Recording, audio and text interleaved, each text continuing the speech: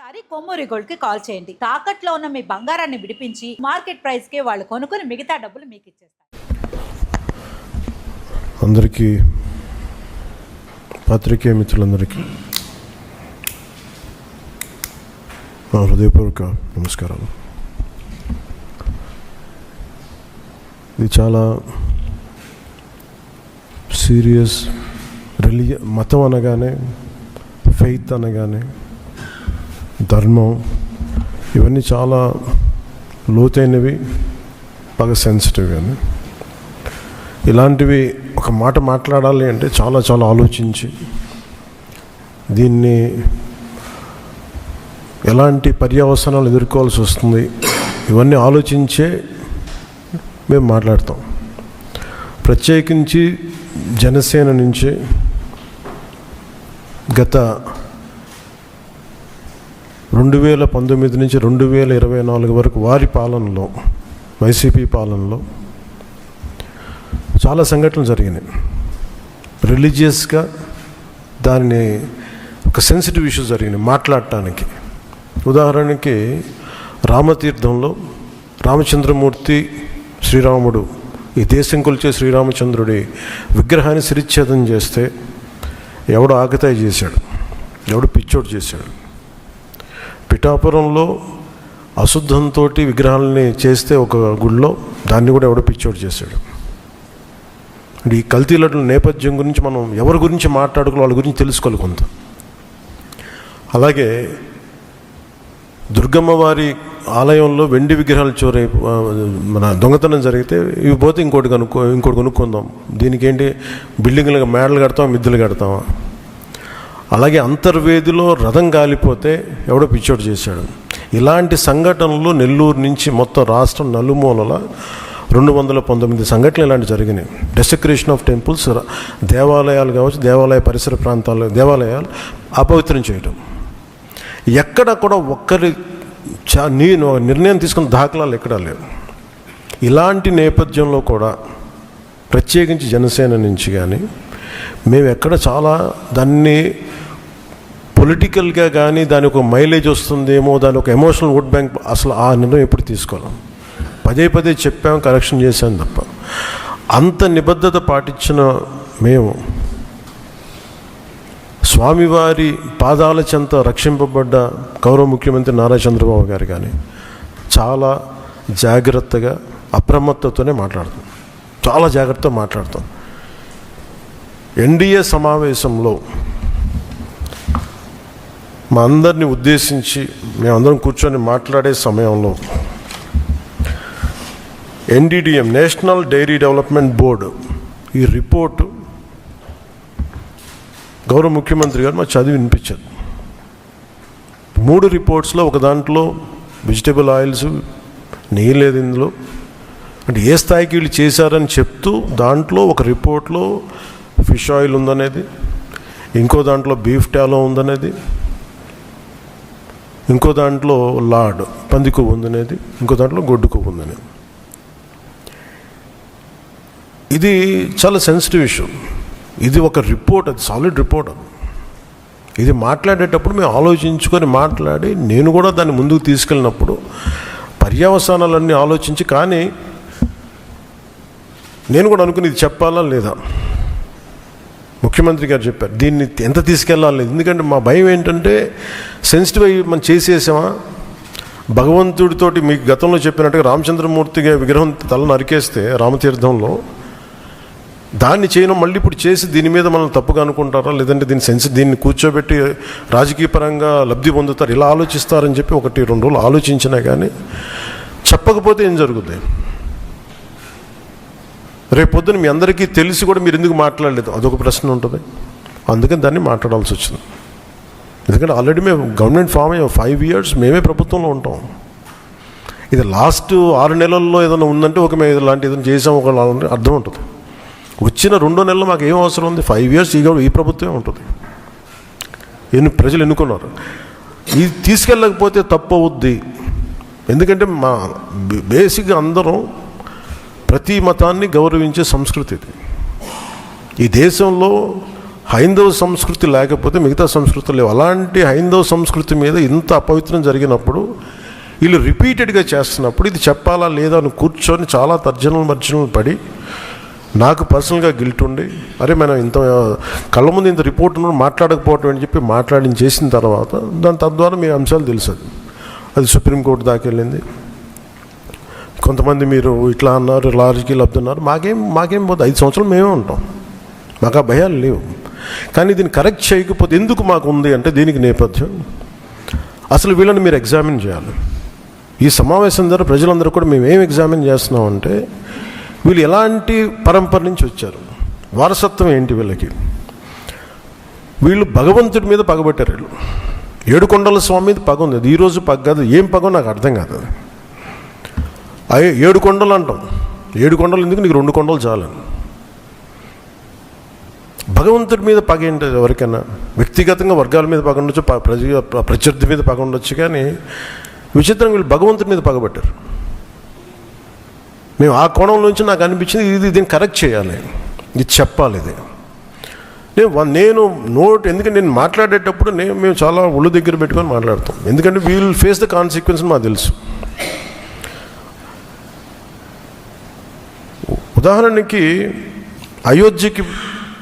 మీకు అయోధ్య రామ మందిరం నిర్మాణానికి ఈ దేశం ఎంత తల్లడిల్లిపోయింది, ఎంత కదిలింది, ఎన్ని గొడవలు జరిగినాయి. ఇలాంటి దీనికి కూడా వీళ్ళు పంపించిన దాదాపు 1,00,000 లడ్డూలు ఇవన్నీ కూర్చోబెట్టి ఇన్ఫర్మేషన్ తీసుకుంటామంటే ఒకటి అసలు ఏం జరిగింది అన్నీ మొన్న వీళ్ళు చెప్పిన రిపోర్ట్లోనే దాంట్లో యానిమల్ కొవ్వు లేదంటున్నారు. సరే, ఫర్ ఎగ్జాంపుల్ నేను ఒక ఆర్గ్యుమెంట్ సేక్ అన్ని రిపోర్ట్స్లో కూడా ఎక్కడ కూడా ఈ నెయ్యిలో నెయ్యి లేదు. 59,70,000 పైచిలుకు కిలోలు ఉండే 59,70,000 కిలోల నెయ్యి మీరు ఇది ఈ కల్తీ నెయ్యి అని కూడా దీన్ని కల్తీ వనస్పతి కల్తీ పామాయిల్ అనాలి దీన్ని. ఇవి దీంతో కలిపి ఇన్ని కోట్ల లడ్డూలు చేసిన తర్వాత దాంట్లో 1,00,000 లడ్డూలు అక్కడ కూడా పంపించారు, అయోధ్య కూడా పంపించారు. వీటి నేపథ్యం మొత్తం రిపోర్ట్స్ అన్నీ వచ్చిన తర్వాత ఈ నెయ్యిలో ఎక్కడా కూడా 59,70,000 ఇక్కడ లడ్లు దీనికి సంబంధించింది వీళ్ళు అనుకున్న సోకాళ్ళు నెయ్యి సప్లై చేసి దాంట్లో ఆన్ రికార్డ్ 58 లక్షల పామ్ ఆయిల్ దానికి సంబంధించిన ప్లాంట్ బేస్డ్ అన్నీ దొరికినాయి. అవి కాకుండా 1,70,000 నుంచి దాదాపు 2 లక్షల వరకు కెమికల్స్ దొరికినాయి. ఇవి ఆన్ రికార్డ్ వాళ్ళు కొన్నట్టు. మీకు టీటీడీకి మేము 59 లక్షల పైచిలకు నెయ్యి సప్లై చేసామంటే ఆ పర్టికులర్ కంపెనీ 58 లక్షల పైచిలకు వీళ్ళు మనకి పామ్ ఆయిల్ దానికి సంబంధిత అన్నీ కొన్నారు. అలాగే 1,70,000 ఈ కెమికల్స్ కొన్నారు. ఇవన్నీ చాలా ఆన్ రికార్డ్ దొరికారు. ఎక్కడా కూడా సిబిఐ కానీ ఎక్కడ క్లీన్ చిట్ ఇవ్వలేదు. క్లీన్ చిట్ ఎక్కడ ఇవ్వలేదు. వాళ్ళు వెరీ క్లియర్ కట్గా చెప్పింది ఈ నెయ్యిలో పూర్తిగా ఇది ప్లాంట్ బేస్డ్, అంటే దీంట్లో నెయ్యి మన పాల నుంచి పాల కొవ్వు నుంచి రావాల్సింది, దీంట్లో ఇది లేదు. చాలా చాలా స్పష్టంగా అది చెప్పారు. మిగతాయి మేము నిర్ధారించలేకపోతాం, మా దగ్గర ఇన్ఫర్మేషన్ లేదనేది ఒక రిపోర్ట్ వాళ్ళు చెప్పింది. అలాగే national dairy development board very క్లియర్గా చెప్పింది దీంట్లో ఫిష్ ఆయిల్, అలా గొడ్డు కొవ్వు, పంది కొవ్వు, ఇవన్నీ లార్డ్ మన ఇంగ్లీష్ పదాలతో ఇవి ఉండే అవకాశాలు ఉన్నాయి. చాలా స్పష్టంగా వాళ్ళు ఇచ్చారు. ఈ ప్రాసెస్లో వీళ్ళు దీన్ని కూర్చోబెట్టి అడ్డగోలుగా మాట్లాడితే, ఎందుకంటే వీళ్ళకి ఏ రోజు కూడా ఈ ధర్మం మీద వాళ్ళకి గౌరవం లేదు. పైగా ఈ దొరికిన వాళ్ళు ఛార్జ్ షీట్లు మీకు చూస్తే మనకి తెలిసిన పేర్లన్నీ చూస్తే ఇందులో ఎక్కడ మతానికి సంబంధం లేదు. ఇది భోలేనాథ్ బాబా కానీ మిగతా ఏ డైరీ మీరు చూసినా కానీ వీళ్ళు ప్రిడామినెంట్లీ దర్ ఆల్ హిందూస్. దీంట్లో అసలు మతానికి కానీ దీంట్లో ఒక ఇస్లాంకి సంబంధించిన వ్యక్తులు కానీ లేదంటే మన క్రిస్టియన్ సంబంధించిన వ్యక్తులు అసలు ఎక్కడ సంబంధం లేదు. ప్యూర్లీ మాట్లాడుతున్నాం హిందువుల గురించే మాట్లాడుతున్నాం ఇక్కడ. So there is no question of other religions here. ఈ గత ప్రభుత్వం విషయంలో కూడా మేమేం మాట్లాడుతున్నాం అంటే they never have respect for the traditions and dharma of this land. అది చాలా ఆబ్వియస్గా చాలా మనకు తెలుస్తూ ఉంది. దాంట్లో భాగంగానే వీళ్ళు అదే చేశారు. చూసి ఈరోజు మాట్లాడి క్షమాపణ అడగకుండా తప్పు జరిగిపోయింది. మేము ఇందాక మా కేశవ్ గారు చెప్పినట్టుగా ఒక తెలియక చేస్తే పొరపాటు, తెలిసి చేస్తే తప్పు, కనీసం తప్పులు జరిగినాయి, అది కూడా చెప్పకపోగా మమ్మల్ని క్షమించమని అడుగుతున్నారు. నేను ఒకటే చెప్తున్నాను, భగవంతుని మీద పగబట్టుకున్నవాడు సర్వనాశనం అయిపోతాడు తప్ప ఎవడు బతికిన దాఖలాలు లేవు, గుర్తుపెట్టుకున్నారు. ఎందుకంటే ఇది ఫెయిత్కి సంబంధించింది. చాలా స్పష్టంగా, చాలా క్లియర్గా సిబిఐ దాంట్లో మీరు కల్తీల నెయ్యి, మీరు అసలు నెయ్యి లేని దాంతో మీరు లడ్డూలు చేసి దాంట్లో మీరు ఇందాక చెప్పిన గ్లిజరైడ్స్ ఇవన్నీ ఉన్నాయి కదండి. దానికి మీకు ఒక రికార్డ్ చెప్తాను. 2019 నుంచి 2025 వరకు మీకు కనీసం ఒక నువ్వుల నూనె 180 రూపాయల నుంచి 268 రూపాయలు ఉండేది కనీసం, ఈ 26కి ఈ రోజుకి.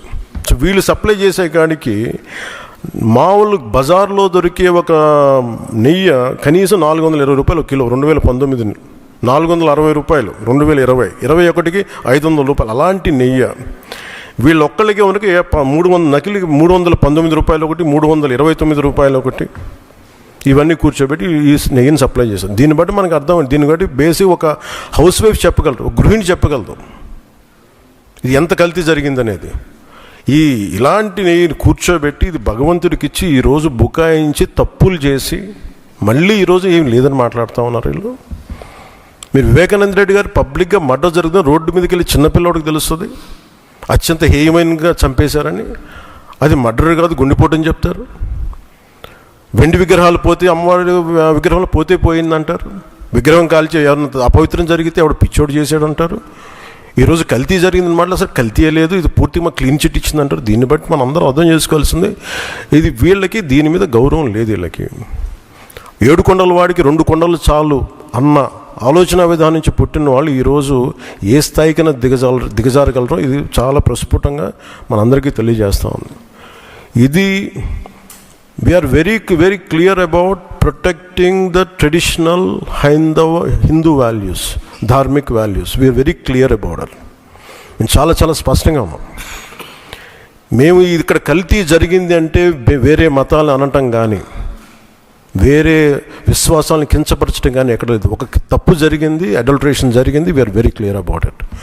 దీని వెనకడుగే వేసే లేవు, చాలా పొరపాట్లు జరిగినాయి. ఇది రిపీటెడ్ పొరపాట్లు కాస్త వీళ్ళని చూస్తే 2022లోనే వీళ్ళకి తెలియజేశారు. వీళ్ళకి ఇక్కడ కల్తీ జరిగింది 2022 రిపోర్ట్ ఇస్తే నేను క్యాబినెట్లో మాట్లాడుతూ ఉంటే దాన్ని తొక్కేశారు. దాని గురించి బయటకు తీసుకురాలా అంటే మీకు తెలిసే చేశారు. వీళ్ళని 2022లో మీకు కల్తీ జరిగిందని రిపోర్ట్ అప్పుడు వాళ్ళకి ల్యాబ్ టెస్ట్ వాళ్ళకి పంపిస్తే అప్పుడున్న టీటీడీ చైర్మన్ కానీ వీళ్ళు కానీ వాళ్ళు 100% తొక్కి పెట్టేశారు. దాన్ని బయటకు తీసుకురాలా. దాన్ని బేస్ చేసుకొని మళ్ళీ ఆల్రెడీ 22లో జరిగింది కదా, దాని గురించి సమాధానాలు లేవు. ఇవన్నీ తెలిసి కూడా మీరు అయోధ్యకి కల్తీ లడ్డులు పంపించారు. ఇది విశ్వాసాల మీద మీరు కొడుతున్న దెబ్బ. ఇది మీ ఆలోచన ఏంటి అది అనేది మీరు తెలుసుకోవాలి. అందుకే మీరు భగవంతుని మీద పగ పెట్టుకున్నవాడు ఎవడైనా సరే, 7 కొండల వాడి మీద పగ పెట్టుకున్నాడు ఎవరైనా సరే మట్టి కరిచిపోతారు తప్ప, మీరు ఇలా బుకాయించుకొని చేసిన తప్పులు క్షమాపణ వేడుకోండి తప్ప మీరు కూర్చోబెట్టి మేము క్షమాపణ, మీరు భగవంతుడికి మీరు క్షమాపణ చెప్పాలి, 7 కొండల వాడికి మీరు క్షమాపణ చెప్పాలి. ఇది ఈరోజు మీరు మాట్లాడుతుంది, ఈరోజుతో ఆగదు. ఇది ఐ విల్ మేక్ షూర్, మా కూటమి will make sure that you will be liable everyone, ప్రతి ఒక్కరు కూడా. ఇది ఎంత టైం పడుద్ది, ఏం టైం పడుద్ది అనేది సిబిఐ ఫర్దర్ రిపోర్ట్ రావాలి, అది కేసులోకి మన కోర్టులకు వెళ్ళాలి. అన్నీ అయిన తర్వాత ప్రతి ఇది అయితే మేము 100% దీన్ని వదలం. ఖచ్చితంగా ఈ దోషులను ఎవరైతే ఉన్నారో మేము క్షమాపణ చెప్పడం కాదు, మీరు భగవంతుడికి మోకరిల్లే వరకు యుద్ధం సాగొద్దు. గౌరవ ముఖ్యమంత్రి గారు మాట్లాడుతున్నారు.